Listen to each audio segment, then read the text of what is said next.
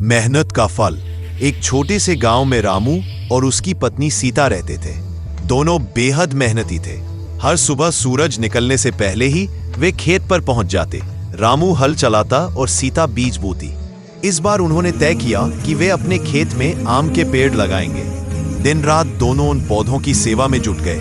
कभी पानी डालते, कभी गोबर की खाद मिलाते और हर दिन पेड़ों से ऐसे बातें करते जैसे अपने बच्चों से करते हो।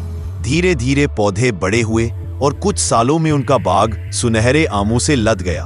गांव के लोग कहते, रामू सीता की मेहनत रंग लाई।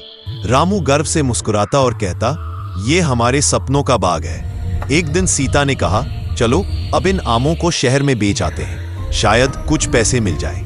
रामू ने आमों से भरी टोकरी ठेले पर रखी और शहर की ओर चल पड़ा। शहर की भीड़ में उसने घंटों आवाज लगाई, मीठे पके आम ले लो।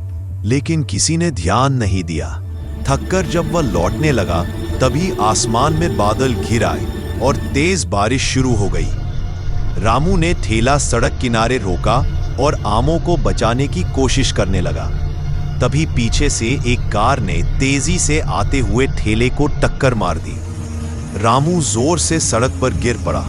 उसके आम, उसका ठेला और उसके सपने सब बिखर गए। गांव में सीता दरवाजे पर बैठी बारिश देख रही थी, बार बार रास्ते की ओर देखती। शायद अब तक पहुंच गया होगा। लेकिन उस रात वह दरवाजा खुला ही रह गया और हवा में आमों की मीठी खुशबू के साथ सीता की आंखों से आंसू गिरते रहे। आपका एक सब्सक्राइब हमारे किसान की नई उम्मीद है, इसलिए चैनल को सब्सक्राइब जरूर करें।